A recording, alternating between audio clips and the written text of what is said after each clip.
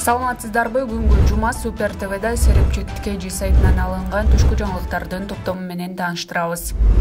4-июлдан 8-июлга чейин Кыргызстанда ченемден тышкары ысык аба ырайы күтүлөт. Бул тууралуу өзгөчө Кырдаалдар министрлигинен билдиришти. Маалыматка караганда 4-июлдан 6-июлга чейин абанын күндүзгү температурасы Чүй, Ош, Жалал Абад, Баткен облустарынын өрөөндөрүндө +38, +40 градуска чейин, Талас өрөөнүндө +36, +38 градуска чейин жогорулашы күтүлөт.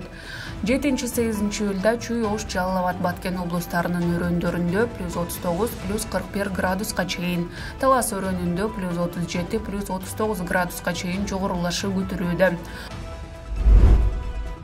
Каракол шаарында эс үчүн жоготкон адамга милиция кызматкерлери биринчи жардам көрсөтүштү. Бул тууралуу Ысык Көл облустук ички иштер башкармалыгынан билдиришти. Маалыматка караганда, Каракол шаарында Төп районунун тургуну күн ысыгынан улам эсинен танып, кулап кеткендиктен башы менен урунган. Окуяга күбө болгон милиция кызматкерлери дарыгерлер келгенге чейин жаш жигитке жардам көрсөтө алышкан. Окуя 1-июлда Каракол шаарынын Сейил багында болгон.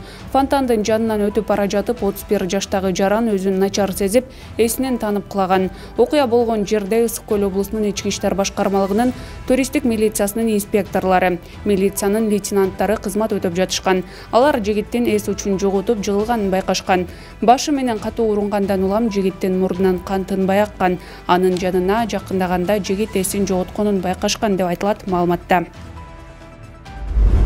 19-июндан 25-июнга чейин Сингапурда информатика боюнча эл аралык олимпиада болуп, ага 88 өлкө, анын ичинде Кыргызстан да катышкан. Олимпиада COVID-19 пандемиясынын айынан онлайн режиминде өттү. Быйыл Кыргызстандын тарыхында биринчи жолу биздин мамлекеттен 4 катышуучу дароо 4 коло медалга ээ болушту. Алар Данияр Бейшекеев, Ислам Давлетов, Артур Айдаров жана Тенгиз Беккоёнов. Өткөн жылы кыргызстандыктар байгелүү орундарды алышкан эмес. 2019 жылы катышуучулар Кыргызстанга 3 коло алып келишкен.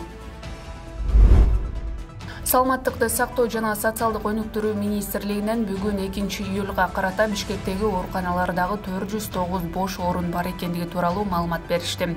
Бош орундардын саны: улуттук хирургия борборунда бош орун жок. Республикалык клиникалык жугуштуу оорулар ооруканасында 10 орун бар. Номер 2 клиникалык төрөтүүндө 35 орун. Номер 1 шаардык клиникалык ооруканасында бош орун калган эмес. Номер 6 шаардык клиникалык ооруканасында бош орун жок. Улуттук кардиология жана терапия борборунда 3 орун. Чүй облустук бириккен ооруканасында 17 орун. Улуттук госпиталдын урология бөлүмүндө бош орун калган эмес. Улуттук онкология гематология борборунда бош орун жок. Улуттук госпитал мобилдик госпиталда 17 орун. Республикалык наркология борборунда 5 орун. Улуттук физиатрия борборунда бош орундар калган эмес. Аскердик госпиталда бош орун жок. Кыргыз Илим изилдөө борборунда 84 орун. Улуттук госпитал терапияда 30 орун. Д. Расанов атындагы Кыргыз улуттук аскер лицейинде 198 орун. Республикалык дерматовенерология борборунда бош орун жок. Өлкөдө эпидемиологиялык кырдаал тез начарлап баратат. Учурда жергиликтүү бийлик тарабынан эч кандай чектөө киргизилген жок. Бирок зарылчылык болсо чектөөлөр киргизилиши мүмкүн. Бул тууралуу бүгүн 2-июлда министрлер кабинетинин орун басары Жылдыз Бакашева республикалык штаб менен өткөрүлгөн кезектеги жыйында билдирди. Анда эпидемиологиялык кырдаал саламаттыкты сактоо уюмдарындагы дары-дармектердин, медициналык багыттагы буюмдардын жеке коргонуу каражаттарынын запасы, эпидемиялык абал начарлап кеткен учурда шаарлар жана аймактар боюнча иш-чаралар планы, калкты эмдөө планы боюнча маселелер каралды.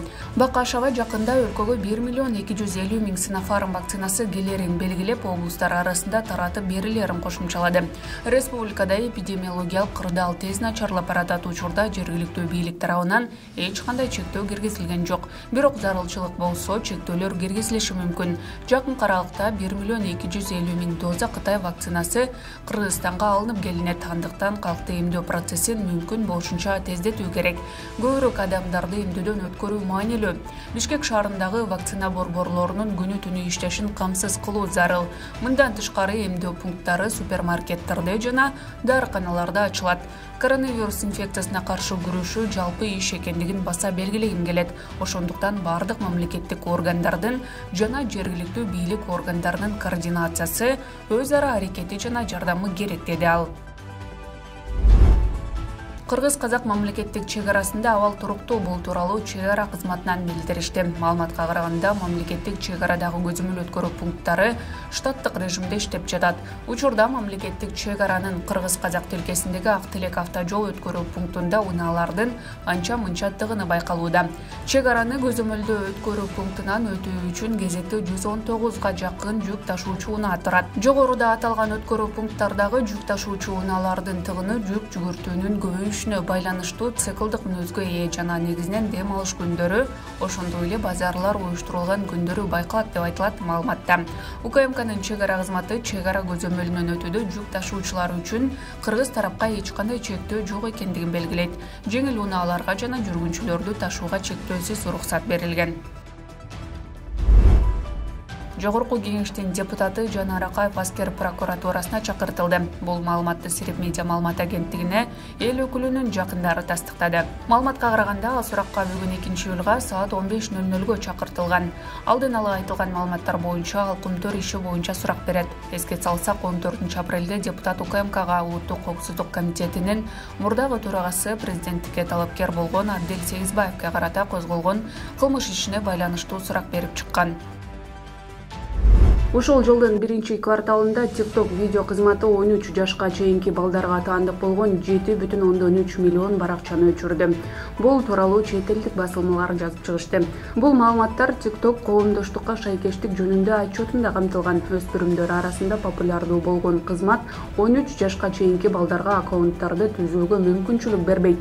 1-кварталда ар кандай мыйзам бузуулар үчүн 11,2 миллионго жакын баракча өчүрүлгөн.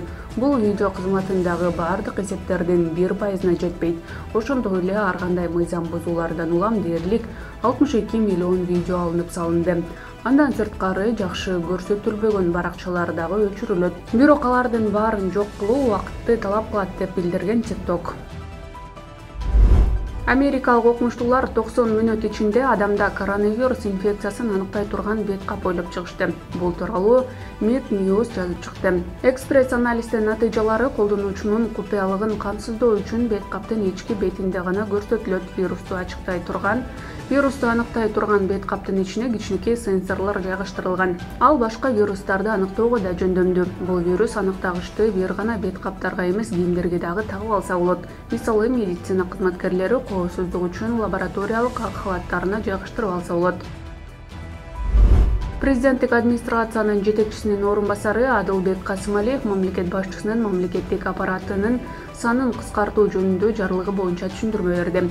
Адылбек Касымалиев белгилегендей, аталган жарлык мамлекеттик бийлик органдарынын структурасын оптималдаштыруу боюнча алып барылып жаткан иштин экинчи этабы болуп саналат. Ал өкмөттүн структурасын өзгөртүп, министрликтерди, административдик ведомстволорду бириктирүү менен кыскартууга жетишилгенин, бирок кызматкерлердин саны көп өзгөрбөгөнүн түшүндүрдү. Эми мамлекеттик кызматкерлердин санын 30%га чейин кыскартуу милдети турат. Статистикалык көрсөткүчтөргө ылайык, акыркы 25 жыл аралыгында мамлекеттик кызматкерлердин саны көбөйүп келген.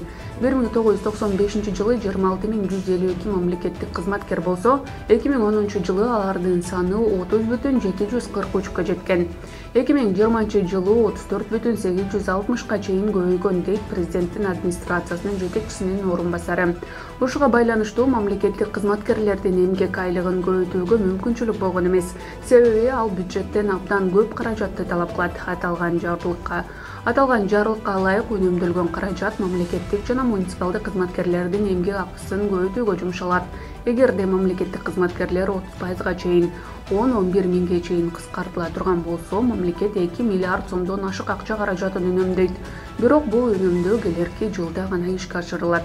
Анткени эмгек кодексине ылайык үстүбүздөгү жылы кыскартылган кызматкерлерге 3 айлык эмгек акысын пособие катары төлөп беришибиз керек, деп кошумчалады Адылбек Касымалиев. Акыркы сутка ичинде өлкө боюнча 1485 адамдан коронавирус аныкталды. Бул тууралуу Саламаттыкты сактоо министрлигинен кабарлашты.